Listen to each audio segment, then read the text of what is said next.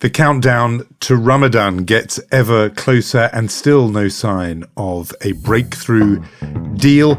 We'll be speaking to someone who knows all the issues around this better than most and who knows may even play a role in deciding some of them in the future.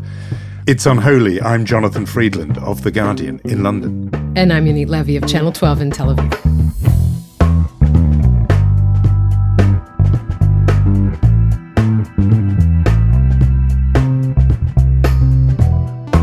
Unholy, two Jews on the news, a deadline of sorts, fast approaching the month of Ramadan, right around the corner, March 11th. Always this moment, obviously in the Muslim world, a moment of fasting and contemplating, but in this area specifically, in this year specifically, something that can create a lot of tension. There was this hope, Jonathan, of course, particularly by the United States, that this will bring a ceasefire, and of course the release of the Israeli hostages still being held by Hamas. But it does seem at this moment that Yossi Cohen, the leader of Hamas in Gaza, is more interested in sort of spreading violence, his attempts to spread violence to East Jerusalem and to the West Bank, to make this what he wanted to make it in the first place 5 months ago, all-out war against Israel. Yeah, we've been saying that in some ways for him, there has been disappointment that this didn't spread and escalate across the whole region. He got some rockets from Hezbollah fired on the north. Many Israelis displaced because of that, having to evacuate those border towns. The Houthis from Yemen firing rockets onto Red Sea naval traffic, maritime traffic. But otherwise, the kind of regional conflagration that didn't happen. And who knows, maybe he sees Ramadan as his last shot at that. Alongside the reporting that that's what Hamas wants, have been signals that Israel has basically accepted more or less the deal. There was some foot dragging from Netanyahu about demanding this list of exactly which hostages would be released and what condition and so on, which Hamas saying, we haven't got the list, we don't know where they all are, and in fact, we would need a pause in order to get our act together to get the list together, a couple of days, a short pause to enable a longer pause. That's, as we're speaking, you and I, Thursday, close to midday Israel time. Who knows? Maybe there will be some breakthrough. We obviously hope so by the time people hear this. But it's one of those things where all the diplomatic pressure hasn't yet borne fruit. And another front of diplomatic pressure opening up with this very trenchant speech from Kamala Harris, obviously not, acting alone, speaking for the US administration, saying essentially kind of enough's enough. No more excuses, she said, about more aid going through. That has become the sort of point of the spear of American pressure, this issue of aid, wanting the more crossings open, wanting the flow of aid to increase. Not interested in the Israeli position, which is, oh no, plenty is there. It's just, the distribution problem at the other side. They're saying, just get it together. Flood the zone, I even heard being said, just let more in.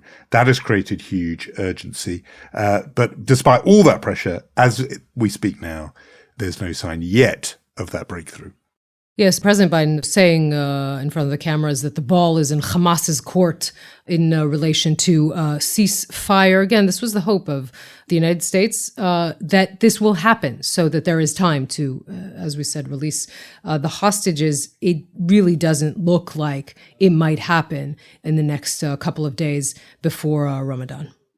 On top of all of that, a kind of additional layer of pressure on Netanyahu from the Americans came in the form of a visit to Washington and then actually to London by Benny Gantz. And now you'll think, okay, he's a minister in the war cabinet. Why? What's so wrong about that? Visiting Israel's biggest ally in Washington. The point there is that Benny Gantz is from originally an opposition party. Yes, he's now in the war cabinet as a minister, but all the polls, etc., show him as the man likely to replace Benjamin Netanyahu, and this visit was unauthorized. It did not have the approval of the prime minister. In fact, on the contrary, and nevertheless, he was getting kind of the red carpet treatment, meeting the national security advisor in Washington, in the White House. Netanyahu's still not got his White House visit from Joe Biden. And so that was a direct sort of, I think, message to Netanyahu, sort of thumbing their nose at him, but also framing to the rest of the world, and I think, meeting the British Foreign Secretary in London reaffirmed that this is the man who we, Israel's allies, think we can do business with. This is the person we think we can make progress with. He is the future rather than the man currently in the job. An interesting addition to that would be that we reported on Channel 12 this week that the Prime Minister told the embassy in the United Kingdom not to help with Gantz's trip. I mean, actively not to help, including security. I mean, this is pretty amazing. This is a man who is an important minister in the government. He used to be, not so long ago, the Minister of Defense. He needs certain security arrangements made for him. So that is part of it. And it does shed a light on what kind of relationship these two people have while they are running this war. As it stands now, Israel, in principle, agreed to the framework of a hostage deal. And this is the most important thing for Israelis right now. Hamas is not moving forward. And again, as we said, what Israel believes to be the case is that they hope to actually use Ramadan, they being Hamas and Sinwar, to use Ramadan to engulf the rest of the region in flames. By the way, parts of the Israeli government not being very helpful with this, specifically Itamar Ben-Gvir as Minister of National Security, thinking that there should be some restrictions put in place regarding the Temple Mount and the Arab Israelis. Netanyahu, in the end, realizing that is a very bad idea. His security apparatus saying the same thing to him and deciding not to put on those restrictions. And so the interesting thing is this could have been a moment where Netanyahu would get some credit from allies. First of all, for that decision about access to holy sites during Ramadan. And second, for apparently agreeing broadly to the terms of the ceasefire deal. But because of that issue of aid, that has become as I said, the sort of friction point. And that was the thrust of those remarks by Kamala Harris. The statement from British Foreign Secretary David Cameron is incredibly strong on this point. You have to read it again, do a sort of double take to realize he's not talking about an enemy of Britain. He's talking about an ally when he said, essentially the same message of we're not listening to the excuses. We want this to happen now and it's not good enough. And a warning at the end saying how Israel behaves on aid will affect whether or not Britain, as its ally, judges Israel's compliance with international humanitarian law. That to me read like a veiled threat. If you want an ally in the fora that decide Israel's compliance, and we're thinking of the ICJ and other places, you need to do this. So that has become the big sort of obstacle, even in a week where otherwise Israel would be doing things that its allies would welcome. Another important story that has been making headlines around the world, and particularly in Israel, of course, is the report put out by the UN Special Representative on sexual violence and conflict, Pramila Patten. This is a report, I think, to be read by everyone. It's the opposite of easy reading, but it is important because for the first time, an international body officially recognizes the fact that there was, in her words, reasonable grounds to believe that conflict-related sexual violence occurred during the October 7th attacks in multiple locations across the Gaza periphery, including rape and gang rape in at least 3 locations. She also says that there is information clear and convincing that hostages held in Gaza were subjected to sexual violence, and she fears they still are. This is a damning report, if ever there was one, of what Hamas did to Israeli women during October 7th, and essentially turning sexual violence into a weapon of war.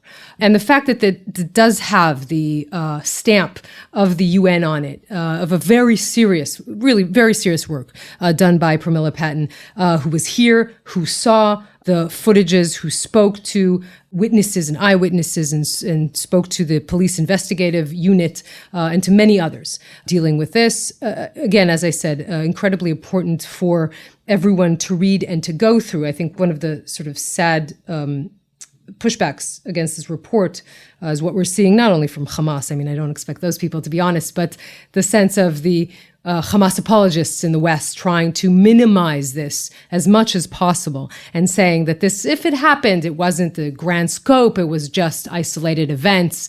It is quite shocking to see, I have to say, Jonathan, the level of what people, including some media outlets, going out of their way really to try and say that this was really isolated events. I think we should talk, and I think the focus of what we should talk about is the denialism. But I will just mention that in the part of the report that talks about attribution, there has been critique against this report because it says this, among other things: Hamas has denied claims of harm against civilians, including the commission of rape.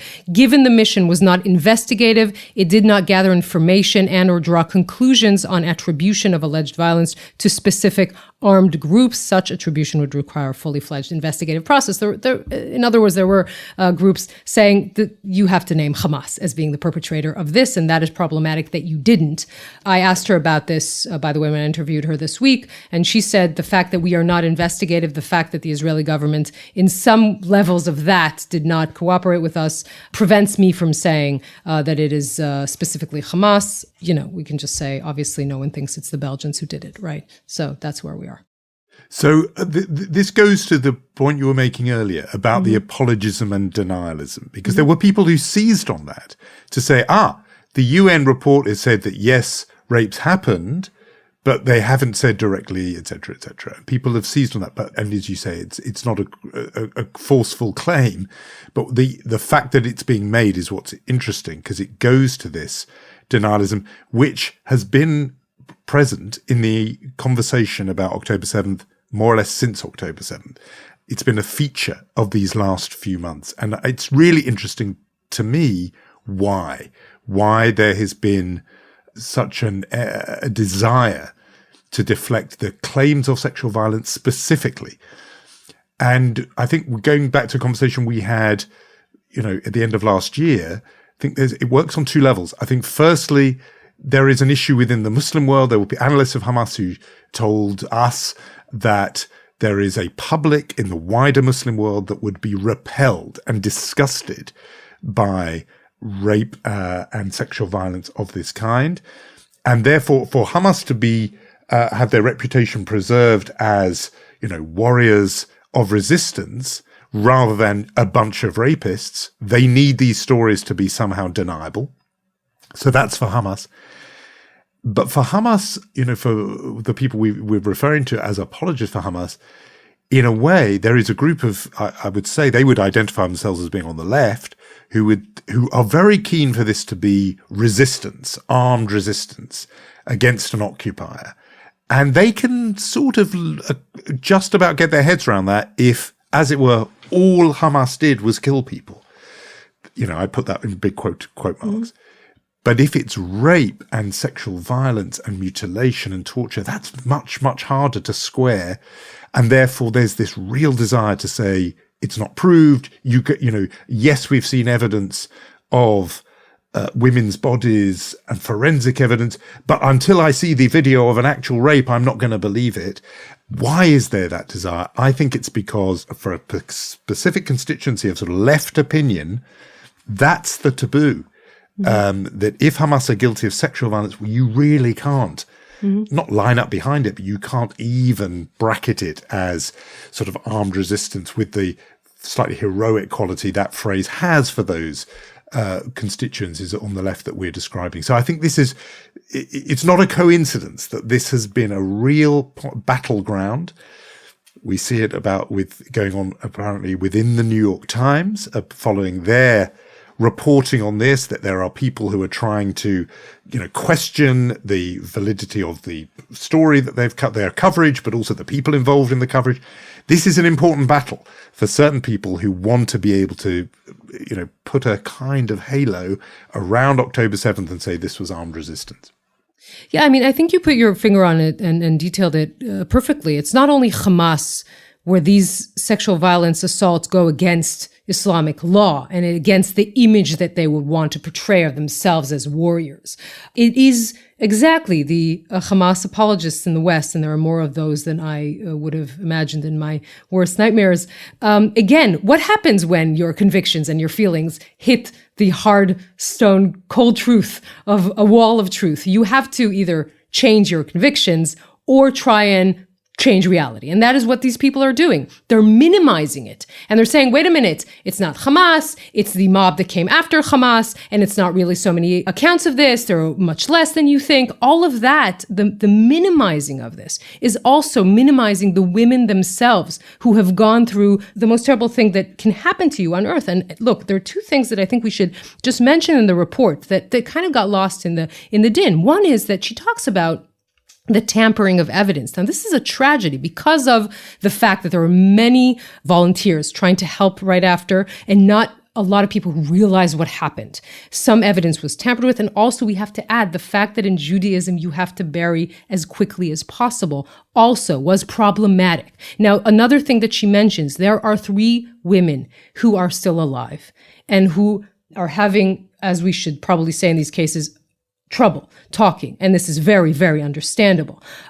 So they didn't talk to her. And that is also an element that we should mention. When you talk about all these kinds of cases, you have to remember it takes time for people to come forward. And in this case, we also know that most of them were murdered. So it is difficult to build a case. She has built a case. It's a very convincing case. And what other people are trying to do is, again, to minimize this, we didn't even talk about the rhetorical aspect of saying, oh, but what about Israeli soldiers and what they're doing in Gaza, right? Because there's a picture of them holding lingerie, as if that is in any way equivalent to what we are talking about here.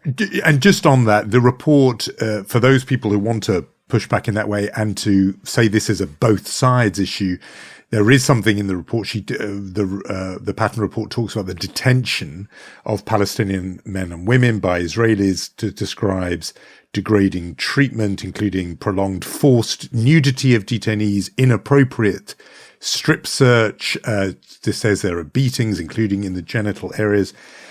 That's obviously a serious thing and has to be discussed anyway in its own right. What I think the point we're both making is there are people who are seizing on these things in order to, in some way, deflect away from the evidence that's also there in the Patton report of rape and gang rape and sexual violence. Which is 95% of the Patton report, right? Absolutely. We should just talk about proportion. But of course, but by having those elements in there are people who want, for the reasons we've both been discussing, to look away from that and to find something else to talk about. Yeah, and to close this discussion, again, she is saying that this is still happening to hostages now, to men and women in captivity. Only call for action, right? For the urgency of getting these Israelis out as soon as possible. That is the Patton report. We should dedicate a few minutes to another report, this time coming out of Israel. It is a States Commission inquiry saying that Benjamin Netanyahu is responsible for Israeli deaths. Now, I am not in any way talking about October 7th, but rather the conclusions of the commission set up after the Meron disaster 3 years ago. But this story is very much foreshadowing of what could be the State Commission inquiry into October 7th and what would be the response of Benjamin Netanyahu. So we will just briefly say what this is about. The Meron disaster happened 3 years ago on the holy gravesite of Rabbi Shimon Bar Yochai. 100,000 people gather there on Lag BaOmer, and they were trampled. 45 men, teenagers, children were trampled to death because of the way the site is organized and what happened there. So this was the commission that was sitting for 3 years to decide. And again, a scathing critique of Netanyahu himself with no operative decisions. They said that he is responsible, but not that anything should be done with that. This is how the Likud statement reads. It is unfortunate that for the first time in history, the government led by Bennett and Lapid formed a committee of investigation against its predecessor in the political right. This is a complete political provocation. So essentially delegitimizing the commission. Now, this commission sat for 3 years. It heard 162 witnesses. The commission members were a major general, a former mayor of Bnei Brak, and a judge. the result of this completely backfired on the Likud and Netanyahu. It has been, criticized by everyone, saying you need to somehow say that you're responsible and you'll fix what's wrong instead of just deflecting and saying it's everyone's fault and this was a political commission. I think it's important to just see just how the fact that the two words Netanyahu and responsibility are put together and what this does to the leader of Israel. You can't say you're not responsible. You are responsible because this is your job description, right? It's the first line in your job description. We'll go into that a little bit, I think, also with our guest.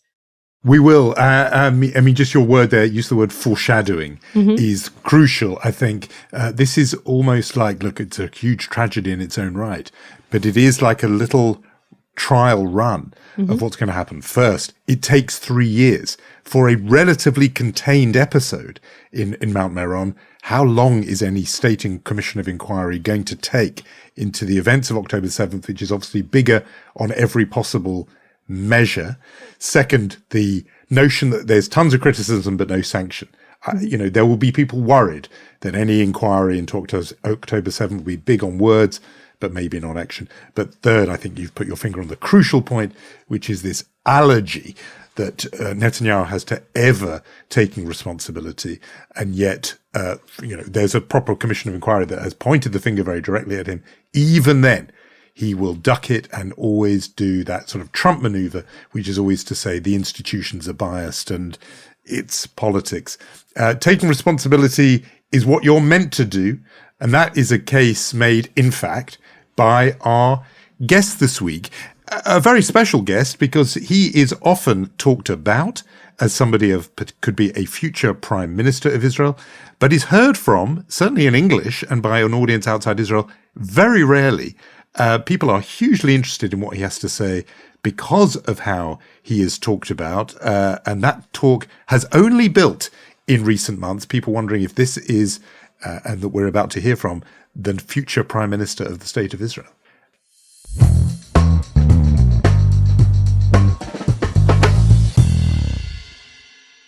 Yossi Cohen was the director of the Mossad, Israel's national intelligence agency, for 5.5 years. During his tenure, Israel conducted some of the most daring operations against Iran's nuclear infrastructure. He rose through the ranks of the organization for 38 years, and among his various roles, recruiting and handling spies in foreign nations. He was also Israel's national security advisor and the chief Israeli official in charge of managing Israel's clandestine relationships with Arab nations, deeply involved in the Abraham Accords. It was reported in the past that Netanyahu saw Yossi Cohen as the man who would eventually, one day, succeed him in the Likud.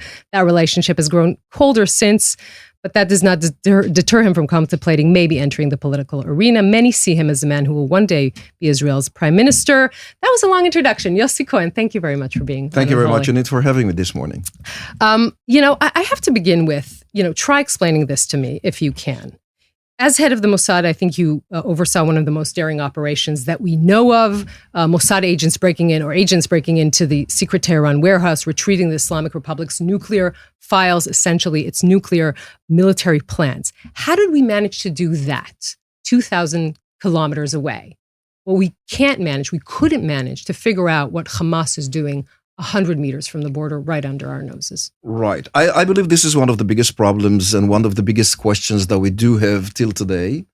I mean, before the end of the war, I think that these questions will be not completely answered by us citizens, and I'm a private citizen, but I have to refer to what I've done in my past in order to try and explain your very deep and important question. How did that happen to us? I think that if you go back to part of what we did at the Mossad, I never did anything alone. I had thousands of subordinates, working with me, very brave men and women working in undercover in very tough countries. We're all based on one very, essential topic, which is we don't know everything. We know that we don't know. And when you deal with intelligence, every time you deal with intelligence, when you read reports, you have to know that you don't know everything about everything. You know something about something, or you know something about the pieces, in the puzzles that are missing. And this is something that has to be all the time remembered when you deal with tough operations that are 2,000 or 3,000 kilometers away from here, or maybe longer than 3,000 kilometers away from here. Same story applies, I believe, for the story in the, borders neighboring our country. And this is something that, to me, as an intelligence officer, I have to admit, hard to explain. The distance matters a lot. I mean, we don't fly above other countries as frequent as we can do above, let's say, Lebanon, according to 4 reports, and some, of course, above Gaza Strip. We don't use as many relationship, and we don't share, the same borderlines as we have physically with this Gaza Strip, which is eventually a very well placed advantage to the hands of Israel. Mm-hmm. So it makes the answer a little bit even more complicated. One, I believe that a nation has 2 lines of defense. The first line of defense is the intelligence. You have to know what the enemy is planning for you. And we have to be there alerting ourselves first, and then the army, and then eventually the what we call the war cabinet, or any cabinet that is eventually in a position or should be in a position to take a very serious decision about the enemy plans. What do we do with it? Mm-hmm. The Gaza case is a very sad story. Mm-hmm. I think that if I go to the bottom line after this maybe too long explanation is that we didn't have enough intelligence probably. And we didn't have enough intelligence amid to the non-distance existence in between us and them, that many Gazan people have entered Israel. I'm not sure what we've done with them. Have we recruited part of them? Did we have enough human intelligence? Did we have enough sources, SIGINT sources? I'm not sure that we had enough of all that. The result says that we may had 2 failures. 1, we didn't have enough. 2, we translated what we had wrongly. Both are an option. Well, I'm reminded of the report that followed 9/11, that 9/11 commission, and it said this wasn't only a failure of intelligence, it was a failure of the imagination, that had been the big strategic mistake. And in this case, it looks like that for this reason, and I wonder if you see it this way, which is that people making the decisions couldn't imagine that Hamas were plotting this because they believed in the so-called concept, the conceptia, that Hamas were deterred, that the Palestinians had become essentially irrelevant, that the focus now was on the Gulf states and Saudi Arabia. And therefore, even if there was good signal intelligence and human intelligence, they weren't putting those pieces together because of that failure of the imagination. What do you make of that view? Right. Well, learning about what has happened at the 9/11 now, and I for many years, Yonit mentioned that I'd been working internationally with my counterparts too, at the CIA, the FBI. And what they have told us, at the beginning, is that they a little bit envy the Israeli system, because the Israeli system, think about us. We're small, we're a little bit tight in between ourselves. So the relationship normally in between our local FBI, the Shabak, Mossad, the IDF intelligence are super close. We live in the same neighborhood, and we do share into one, we call it a pool, all intelligence from all bodies, except maybe very, very, very sensitive sources that would not enter into that pool, but will be shared in a discrete manner. 9/11 eventually was not about imagination. It was like they didn't see the pieces together. Probably one of the bodies saw the borderlines. One of the bodies saw what's going on in the training facilities of their, trained pilots, and maybe the immigration department. And they didn't have an American full view, full picture about the intelligence they probably had. And that's the American problem. Well, imagination is an important asset. In operations, you have to be imaginative. In order to get somewhere, you have to visionize it. You have to say, I know it's beyond the mountains of imagination, or behind a lot of barriers. Like Yonit mentioned, the seas of the nuclear archive. That was beyond imagination in a way, but we imagined that. We wanted to get there. So it's not only about a vision, it is what do we do to get into that mission? And we had very few people in Iran on that case that were partnering on that very discreet Iranian MOD, Ministry of Defense, mission to hide their filthiest secrets about the nuclear bomb. And we knew about that. I think that the problem of Gaza is, again, imagination was there. I think that many reports claim that they knew.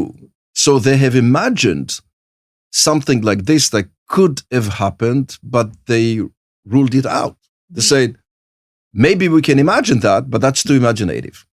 Okay, so we disclose. I mean, we ignore that in a way. I mean, think about what has happened. I mean, on that very holiday of ours. I mean, Sukkot and Simchat Torah and October the 7th. Intelligence is coming in. Eventually, it was alerted, right? It is alerting, I mean, part of our very important generals, I mean, including, I believe, the chief of staff and chief of Shabak. And so everybody's saying something's happening. It is. In the night between Friday and Saturday. Between Friday and Saturday, 3 o'clock, 2 o'clock in the morning, there is something's coming up. And nevertheless, it was, I mean, imagination said it may. Reality says it will not. And you're right, Jonathan, imagination won. Theirs, not ours. Yes, theirs. Unfortunately. Sadly, it was theirs. I hope I answered your question. I mean, it's... Well, my point in a way was just that the conception had been that Hamas is deterred and therefore people weren't on their guard. That was really the... That's only part of the conception. I mean, I think that, well, I think it has to be understood or explained that in between nations, the last thing that they want to do is a war. In between country and terror organizations, I believe the last thing that they want to do is a war. I mean, you don't want to conduct a war if you don't have to. I mean, this is something that I believe all countries are trying. By the way, 10 years earlier, prior to this attack, we had Protective Edge, Tzuk Eitan in Hebrew. Protective Edge was not a wanted war.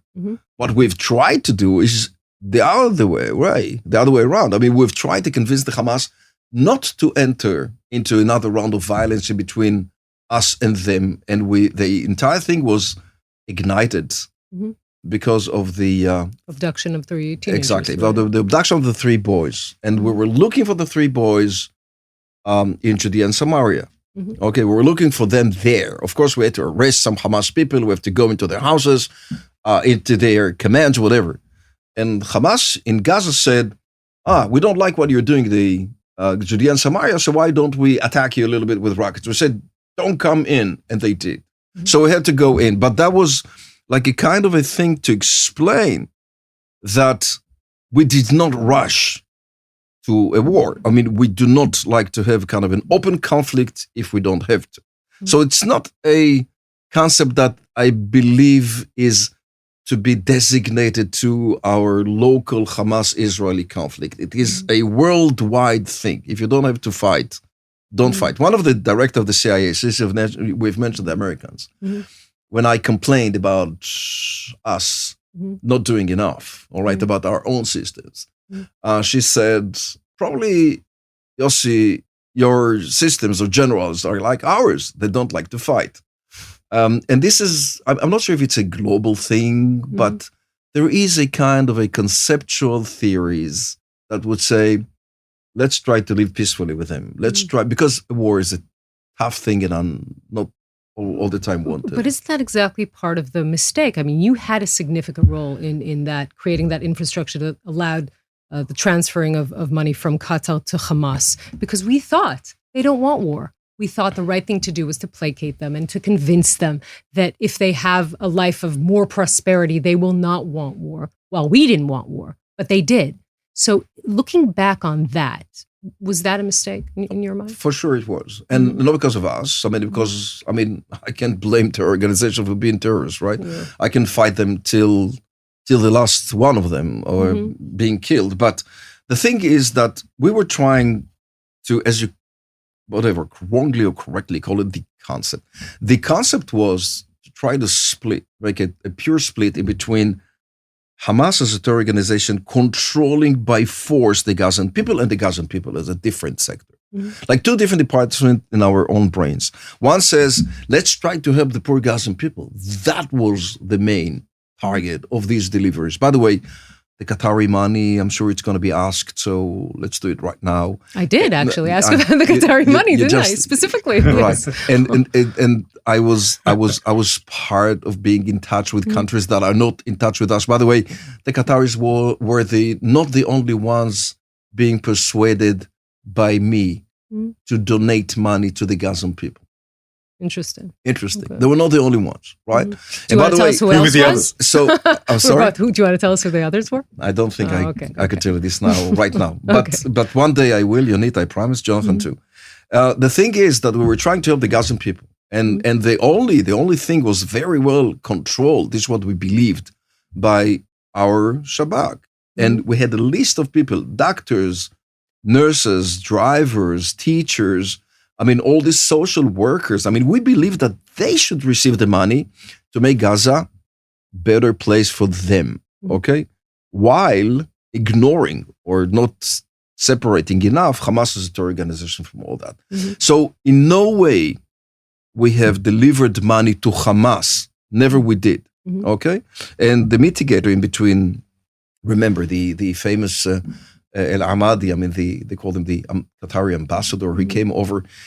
His job was to enter Gaza Strip again and again and again, and to make sure that this money will be eventually spreaded or donated to the right people. Hamas as Hamas took over this money too, okay, and probably confiscated it in a very brutal way to his use. But that was not the only thing that the concept did. Hundreds of trucks a day, 20 to 30,000 employees, workers coming through our borders.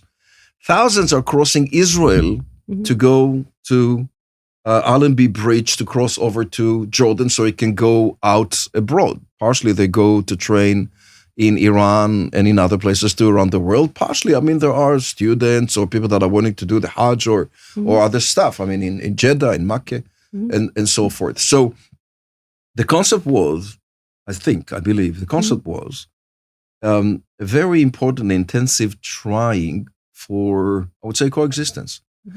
In fact, passages were open all the time, every day, back and forth. They were coming in, we were going there, not Israelis, but we were there. Look at the list of organizations that were busy under this concept, not because of us, because the world pushed us to do it. USAID, you know what the size of USAID help in Gaza? UNRWA. Look at what we found about them, not surprising, right? But we had found, dozens of organizations, Turkish ones, Norwegian ones, European ones, EU ones, whatever, American ones and others, all UN, whatever bodies, UNICEF and more, pushing Israel to let them help the Gazan people. That was not meant to help Hamas. Nobody wanted to do that, neither the state of Israel. Unfortunately, that was a mistake. I believe that part of the concept is to be understood that as we see it today, what do we see today? Do we see today that under the unwanted humanitarian crisis, and of course, personally, I'm not in favor of any humanitarian crisis, not here, not elsewhere. I'm quite a liberal person, and I want any civilian, anyone around the world living correctly if he's not a terrorist or is not threatening the state of Israel or any other citizens around the world. But what do we see today? There is a huge international pressure on humanitarian aid. Would that go to Hamas? Could you guarantee that the bread that goes in, or the medicines that go in, the medical equipment, the hospitals, can anyone guarantee, the French, the Jordanians, the Americans, can anyone guarantee that the aid that has been either passing through the crossings or being parachuted by airplanes from above, can you guarantee that this will not help terrorism? Could you guarantee that something that goes in will eventually go only to the innocent part of Gaza? And there's a lot of innocent part of Gaza, right? Of course we cannot. Nevertheless, we have to do it. You've mentioned the series of mistakes at different levels, some 3 years ago, some more recent. Is it conceivable to you that those mistakes were only made by the various intelligence chiefs, people doing the job you did in the past, or military chiefs, and that the Prime Minister himself was not responsible for any of those mistakes? Is it plausible that they're all responsible for what happened, the failures that led to October 7th, and he is not responsible? I can't speak about other people's responsibility, not because I can, because I don't want to. I think that, and I referred to that in the past too, I think that responsibility is being taken by you when you sign up into your new job. Okay, like now you are responsible together with your team about the success of this podcast. Okay, no one out of the room could be. I mean, when you entered this, I mean, when you open the camera, that's your responsibility that this will fly nicely, right? When I was nominated to be director of the Mossad, I felt a huge responsibility from day number one. I remember the first morning. It was January the 6th. I'm about to receive thousands of people under my responsibility. Everything that happens to them because of my leadership is my responsibility. I mean, it has nothing to be negotiated here. It's not negotiable. Responsibility is nothing to be either split or to be given by someone else to you. You are taking it when you entered the office. I think that applies strategically to everybody. It is true to a bus driver. I mean, he doesn't have to have a responsibility given to him by someone. When he enters the bus and he has 45 kids, okay, running in between whatever, the tough streets or whatever roads that can be eventually of danger, I mean, he is responsible. The only one. So between the lines, you are saying to us the Prime Minister is responsible for what happened on October the 7th. I would say that everyone should crucify a little bit himself, judging himself openly, and decide by himself if he is responsible or not. I'm not going to blame or to charge anyone with responsibility if he's not capable of doing it by himself. If you were Prime Minister at the time and this colossal failure happened, would you stay Prime Minister? I think that now it is not the time to discuss changes of the government. I think it is too early to judge what has happened, even though I refer to failures. But I truly believe that a major change should happen after the war. I think that two things should happen.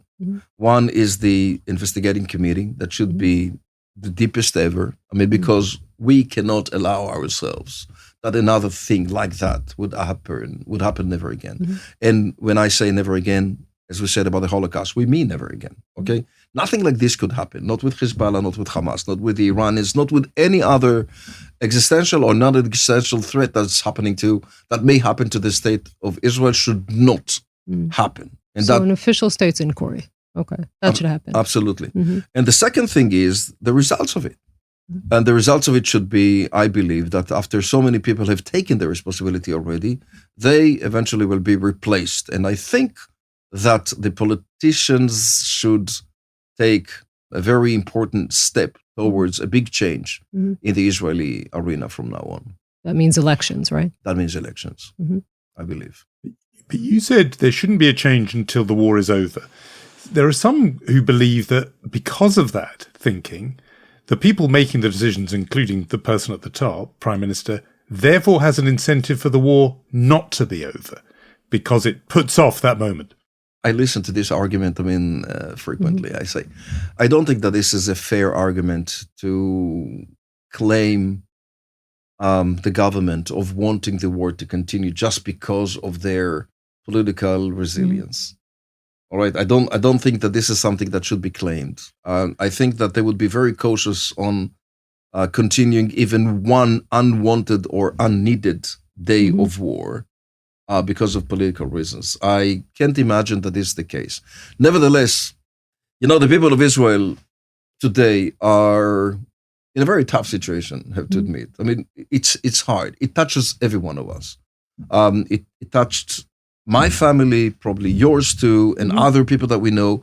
I mean, we have casualties, we have people being kidnapped and tortured and raped and all that, and we know them. I mean, I'm still dealing with the hostages' families. Like yesterday, I had a very important meeting with one of the families that have lost most of their brothers and sisters.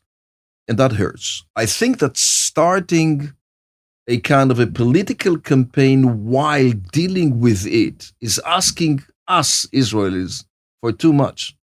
I know, and I see the voices and demonstrations and everything. We will still have time to change the government and to change responsibilities and to change commanders and command generally, above the entire Israeli arena when the time comes. I don't think that will take longer than a few months. But within a few months, yes, I'm absolutely in favor of going into a big change. And are you in? Are you going in? I haven't decided yet to go in. You haven't decided. What's your deadline? Because obviously there are going to be elections soon. I don't have a deadline because I'm not holding the timers. I mean, nobody knows really how long the war would be and what's going to be the outcome of the war. I hope that we're going to win the war. I hope that we're going to bring home all hostages, which is, to me, vitally, not only to me, to us, vitally important. I think that everybody should demand that from the government by all means. And not only from our government, from the Qatari government, from the American government, from the American administrations, from everybody that is dealing with it, from the Arab nations too. But we don't know when all that eventually will be over. So it is super hard, even personally, to predict. No, on this, I was just going to say, when you say you haven't yet decided, what does it depend on? What are the sort of forces that will make you able to make that decision? First, I mean, the one should decide if he wants to go into this very quagmire. The word quagmire comes to mind. Exactly, and this is kind of well, I'm not sure, but you know what? I prefer to say that instead of looking at that as a political decision, I should refer to that as a leadership decision. Should I or shouldn't I believe that I want to be part of what is so much needed within the Israeli people and be part of the leadership? And this is a decision that I and my family, we have to take. And it's a very deep discussion. I'm not saying that we ignore that. I listen to the audience, I listen to my friends and my family, and I know I can understand part of the expectations. But it has to be a very, it's not a tough decision though. It is a decision that has to be practically done and to go to plunge into this whatever swap you said. Maybe you're right. I mean, it's a big decision. You know what? Because of, again, one thing, it's huge responsibility. It's not a game. I'm not doing it for me, as I did for almost consecutive 42 years. The army then almost back to back at the Mossad. I served the country. I was not expecting the country to serve me in return. That was one-sided thing. I'm there to serve the country and the people of Israel, or the Jewish people, or in many times, like in the UK case, I mean, we were there to save British lives too, in many ways. And the cooperation that I had with the MI5 and the MI6, the James Bonds, right? I mean, the MI6, it was wonderful at my time. And we shared a lot in order to save people's life without expecting anything, neither from the audience, because they knew nothing about what we did, nothing for the country. Beside, at the end of my funeral, they would say, "Thank you very much for what you did. This is it. This is what we wanted." It is huge responsibility to go into the Israeli leadership, okay? And it needs kind of a very serious decision from myself. While we're talking, I just think of how many secrets you're still carrying with you. I wish we had time to talk about that. But I want to ask two things again about, I'm sorry that I'm dragging you into politics. First of all, would it be an easier dilemma for you if Benjamin Netanyahu had already been away from the political arena? And are we right to assume that whatever you go, it will be somewhere in the Israeli right or center right? Well, again, I think it's a hypothetical thing, because as far as I have explained it like a few minutes ago, I don't see any political changes right now in our Israeli system.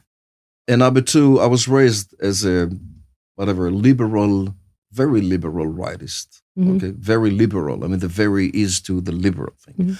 And I think that I'm a rightist in terms of what, or the connectivity in between me and what we have to do when we see a threat to the country. There I go very right. Okay, I'm not an extremist, but I go to the right. I would say probably things that Jabotinsky wrote at the time. This is something that I could refer to, right? The real Iron Dome, I mean, in the past, or the Iron Wall. And this is something that I think that I will be always very, very determined. This is what I did. I fought enemies most of my years, and I am planning to do that if will be responsible for that. I mean, in the rest of my time. On the other things, I'm very liberal. I'm super liberal in the way that the State of Israel should be conducting itself from now on. I mean, human rights, genders, equalities, and so forth. I believe that we have to be very liberal in between us, Israelis, understanding that we're different. And we're so different and so colored, like in so many shades. Like there's so many things that has to be eventually understood in between ourselves first. So we have to be liberal enough to be united enough. And I would say that the State of Israel now is expecting two important things from now on. Two feasts, okay? One is defense and security, which is hugely important. We have to make sure, as we claimed this morning again, nothing like this would happen again. And on the other hand, we have to unite. We have to understand that we have to kick out, really, I mean, from our society, all these that will try to split us again. I'm very much worried about feast number 1 and feast number 2. So on just perhaps more in the area of fist number 1, in terms of security, the Biden White House and many, many others, in fact, governments all around the world and plenty of people inside Israel, have come to the conclusion that the existence of a Palestinian state is in Israel's own security interest, that it will, for one thing, among many other reasons, that it will unlock a regional breakthrough, particularly with Saudi Arabia. That's their position, that it's articulated very explicitly now. We know that the current Prime Minister, Benjamin Netanyahu, explicitly against the existence of a Palestinian state. Where are you on that question? Well, first, history changes, I mean, all the time. I mean, Benjamin Netanyahu claimed, I mean, in the Bar Ilan, very famous speech, two-state solution, 2 states for 2 peoples. I mean, he claimed that again and again and again and again. And he was traveling sometimes with me to the White House for negotiations and discussions with the Palestinians himself. All right. When I was his national security advisor, or the country's national security advisor, we've conducted negotiations, I mean, by a mediator. His name was Secretary of State, Mr. John Kerry, for long months. And we were there trying to get a framework for negotiations to resume talks with the Palestinians so they will have one day a Palestinian state. That was Benjamin Netanyahu's thing. I believe that, fast forward to these days, I think that what we're seeing today is a kind of a Israeli audience countering that idea right now. So I know the Saudis very well, according to foreign reports, and not only, I mean, here I am, okay? I know them very well. I know what they think about the Palestinians. I know what the other Arab nations believe that the Palestinians could do for themselves. Most of them believe that they have used too much their case, but not coming to negotiate for a future state themselves. Instead of that, I mean, they've lost Gaza Strip for another terror organization. That's why they do not have a proper, I would say, elections in Ramallah, so Hamas will not take over what was left of the Palestinian Authority.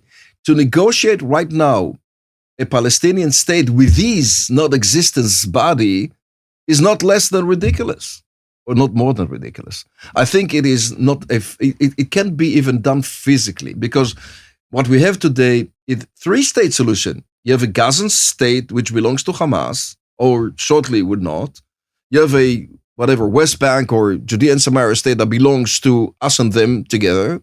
And we have the Israeli proper state, which is eventually in the middle, like the partition plan from 1947. This is what we have. So where are we going with that? And by the way, it's very interesting to listen not only to the Americans, which I listen very carefully, and I appreciate the American administrations a lot. From within, I'm bipartisan. Okay, I do care what they think. I do care about their vision about us Israelis, because we're super connected and somehow depend on the American administrations. But I should listen to what the Palestinians want as well. And by the way, I suggest that all of us will have a 3.5 minutes view on Khaled Mash'al's last video after the war.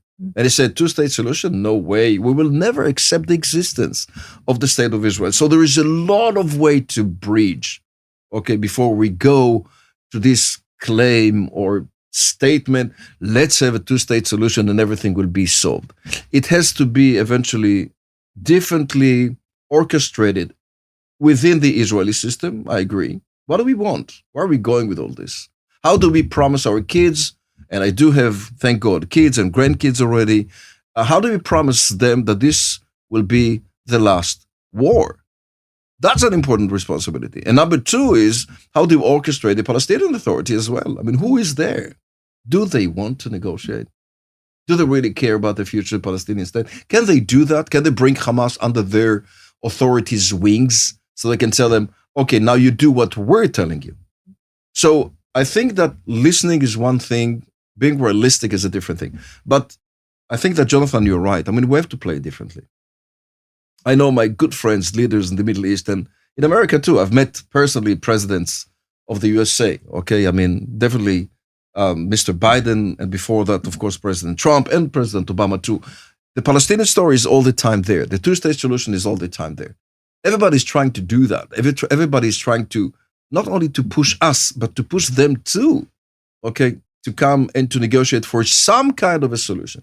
I think that when the State of Israel is fighting, okay, against the terror organization who eventually confiscated, I would say, a half, okay, less by territory, but the major stake of the Palestinian future state, we can't really discuss a Palestinian Authority being as one body with the full authorization to create a Palestinian state. But it has to be differently conducted right now. But in the future, your children, your grandchildren, is the two-state solution the right solution, if it's possible, in your view? It depends on many factors that are now, I would say, moving parts. I mean, the moving parts are what's going to be with the future of Gaza. You have 2.2 million people. You have, let's say half of the Palestinian population. What's going to be with this territory? We can't ignore that there is, or there are, not only this factor, but there are a kind of a corrupted Palestinian Authority. There is a kind of corruption on their side. There is a kind of a lack of authority on their side. There is a kind of a unwanting spirit. There is a huge wave, again, of local and incitement from within the Palestinian Authority officially. This has to be changed. They have to accept us as an Israeli Jewish state. I mean, they cannot ignore our existence, not then, not now, not ever. So to go there, all these factors has to be changed. I have to listen, okay, to Palestinian leaders that are saying, forget about Hamas, they do not exist anymore, we don't care about them, okay? Rule them out. I mean, ignore what they had been here, but they're not longer willing and wishing the annihilation or calling the annihilation of the State of Israel, not anymore. This is something of an important and significant statement that we don't really hear. The contrary is so.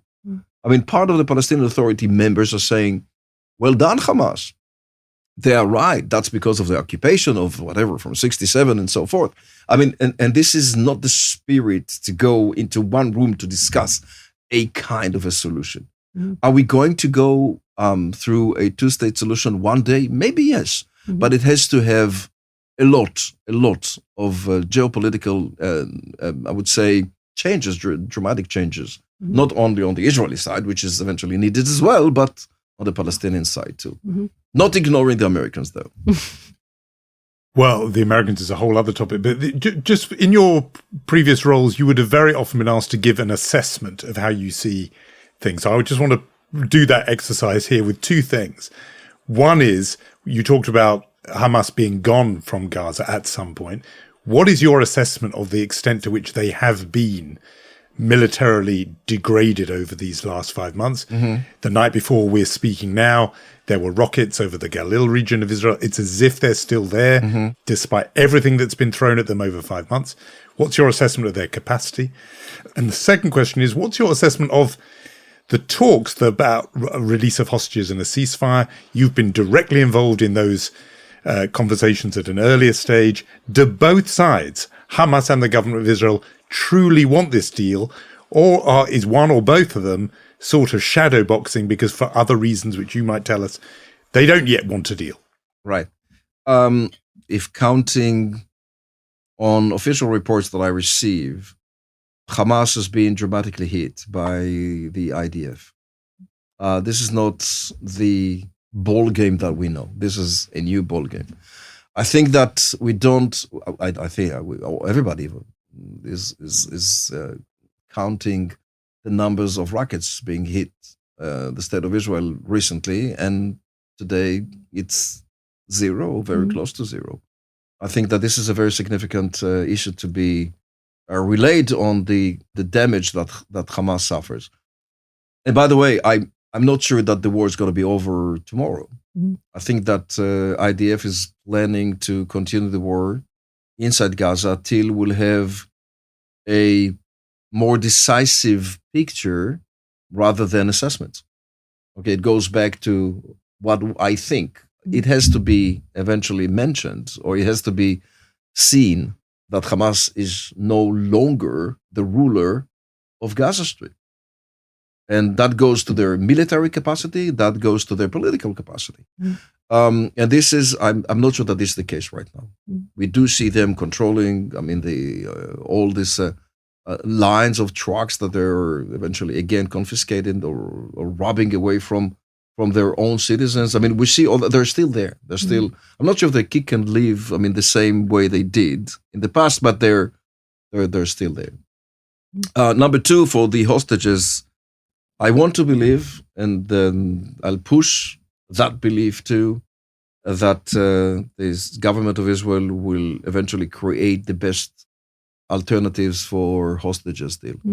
I hope that this will happen and will happen soon. The days are super tough in Gaza Strip on day-to-day life.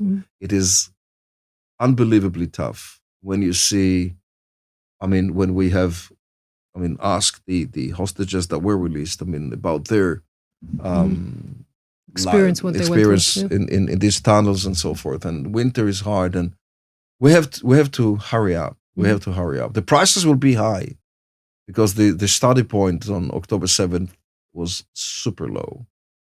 So we're going to pay, and we have to be ready to pay. I'm not claiming that we have to pay everything, okay? But we will pay a lot, and Hamas knows that. Otherwise, they wouldn't have kidnapped our babies, women, children, kids, men, soldiers, women soldiers, all that. They've done that because they know us. They know that we will do a lot to release them, and we will. You're a very busy man, and we reluctantly have to let you go, but I won't do that before I ask for some source of optimism. And as you said, according to foreign reports, you know the Saudis well. Is that the ray of light we're looking for? Is there a chance that we are looking at an option of a normalization that might somehow... Yes. Absolutely, yes. Optimism, I want to refer to 2 points, with your permission, Yonit. One is, the Saudi treaty. It was already said publicly. They accept us. They know us. They accept us. Okay, we're dealing with the conditions. By the way, I think that the major stake of normalization that Saudis are doing is not with us, it's with the Americans. It has to be endorsed by the superpower, right? It is not only in between us Israelis and them Saudis, whom I know, again, very well. It is in between the three of us. So there's give and takes, okay? So now that we've agreed that we're going into this direction, let's negotiate. And this is what is happening. And I think it is happening for some years now. We're closer than it was far away again. It's getting closer again.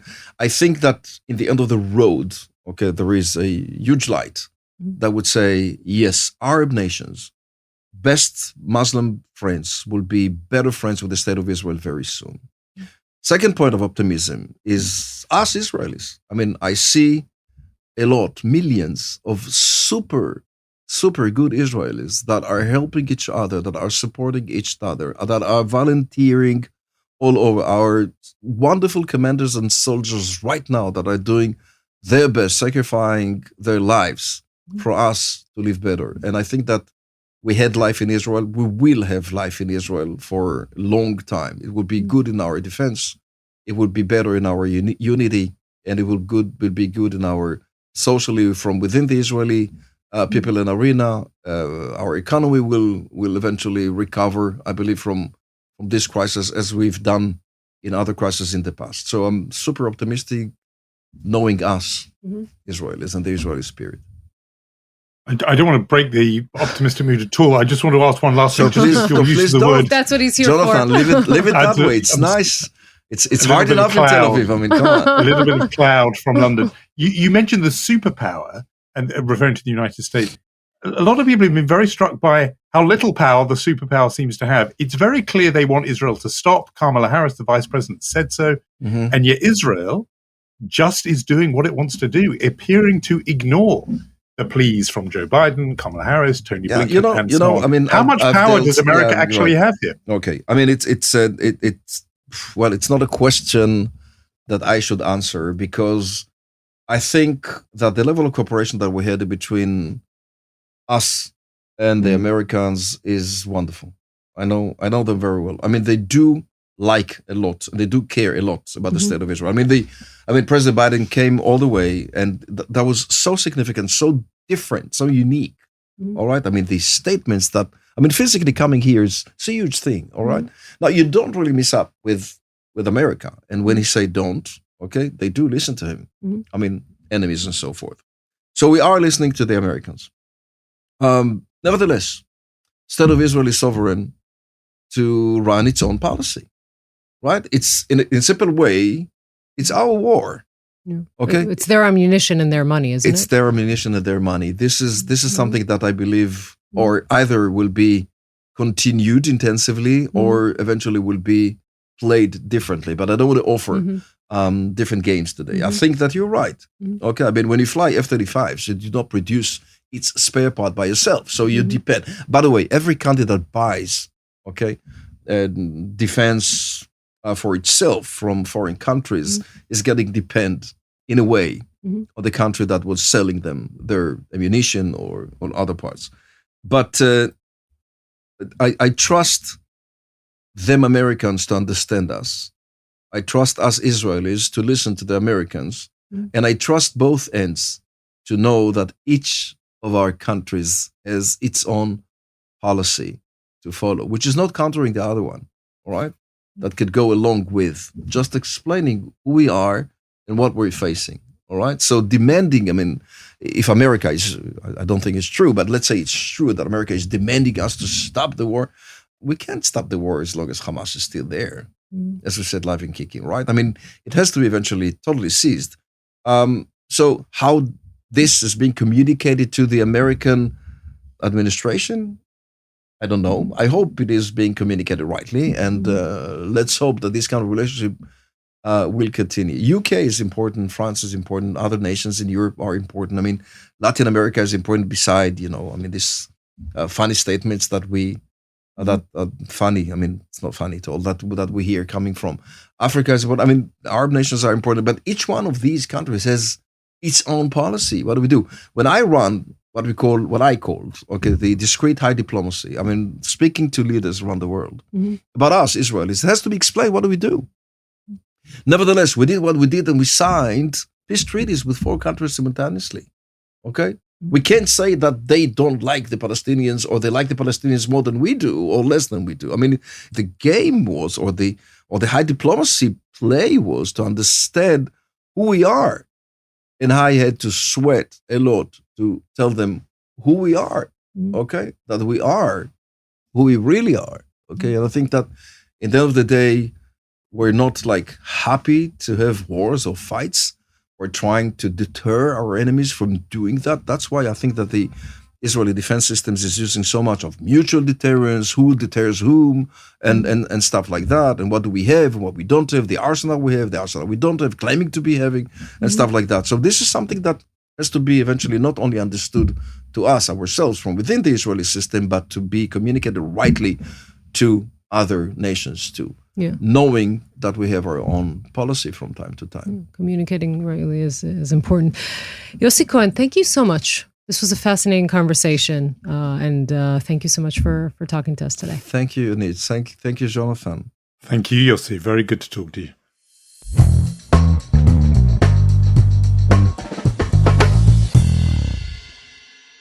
Well, I think he was very candid with us. He didn't go as far as, laying into Netanyahu by name, but that bit where he said, if you're in the job, you have to take responsibility. It cannot be read as anything other than a pretty sharp criticism of the man he once advised and of whom he was once described as the heir. I think that was strong. How did you react, Yoni? Listen, I think, first of all, even if we didn't have the whole political aspect of his ambitions, talking to someone who's up until 2.5 years ago head of Mossad is something that's very interesting to me. The places where he goes deeply into politics and his politics is something I haven't heard him do even in Hebrew, which is to say, I am from the political right, but I'm very liberal on certain issues. His considerations, yes or no to go into politics, why yes, why no, that was very interesting. The buzz around Yossi Cohen is the same buzz that we heard around Benny Gantz in 2018, right before he was entering politics, with two main differences. One, Yossi Cohen is markedly less naive in the world of Israeli politics. He knows Netanyahu better than probably most people on earth. And of course, as he says, he comes from the center right, not from where Gantz came into politics. So he has a lot of chances. You see that by the way that the people who support Netanyahu have begun to attack him more and more. This is a very, very interesting figure to follow in the next couple of months and years. I couldn't agree more. And I think a couple of other things that leapt out. One, about Palestinian state, he didn't rule it out in principle. He talked about timing, but I thought there will be people on the right who will be discomforted by that. It showed he was thinking of it. If you're the White House and listening to that, you'll be thinking, okay, we could do business with that guy. Thought that was interesting. When we asked him about, are you considering politics? I was expecting the answer you would get from, the British politician, there's no vacancy, that, no point talking about hypotheticals. On the contrary, he said, I'm thinking about it. Yeah. And, with family and kind of weighing it up. He all but admitted that he's drawing up, pros and cons on a notepad. He's weighing this up and said so. And I admired the kind of directness of that because often politicians don't admit that they are ambitious. And he was admitting that. And as for that socially liberal but hawkish on the security questions, I think that's a stance that could make him slot in kind of anywhere. That's not just confined to Likud. I mean, in a way, is that so far from some of those, from the Benny Gantz blue and white party? It's not so far. So he's got some options there. He played that quite well. But I also thought that it was more candid than we had expected. So, awards, sir? Yes, awards. Well, we talked before, didn't we, about people who are around the world quite keen to, avoid describing what happened, the crimes committed by Hamas, by their name. And this week, Professor Judith Butler, who is, a big figure in the long-running and often very bitter arguments around gender, spoke at a conference where she said, we can argue about whether we like it or not, but what Hamas did on October the 7th is armed resistance, not terrorism. It's armed resistance. Big applause. It's wrapped around in a whole lot of sort of theorizing, as you would expect from Professor Butler. But I think, it was pretty clear that her meaning, she said she didn't like it, wouldn't be her way of doing things, but we've got to acknowledge this is an armed resistance against occupation. I think we can all give recognition to that. We don't have to debate the terminology. We're going to give her a chutzpah award. We can debate the terminology. We can say it's, when reality becomes farce, and could be written as a satire program. You said what there is to say about this. It's a sad day when someone like her says this. It's sad. It connects to what we discussed about the apologists and the people who would overlook things like rape just so it would fit their worldview. And by the way, there were people even on sort of, as it were, what should be Judith Butler's side, who were saying armed resistance doesn't include actually killing children and the innocents and civilians and rape. Armed resistance, there are people who absolutely use that language to talk about hitting military targets, and occupied peoples do have rights and so on. They don't extend to the kinds of barbarity and crimes we saw on October the 7th. So, Mensch, is something that I usually, that I have my Women's Day, International Women's Day rant around this time, because it always seems to me, and not that I have all of the respect for women organizations and for their work all throughout the year, but the fact that, we are still living in a time in which women get a day when they deserve 365 days is something I always found quite troubling. But in this case, I would want to use it to talk a little bit about the heroism of Israeli women on all aspects and on all levels, whether it is the women hostages who went through hell on earth and came back to tell the story and to call for the release of more hostages. There are 17 young women still held by Hamas as we speak.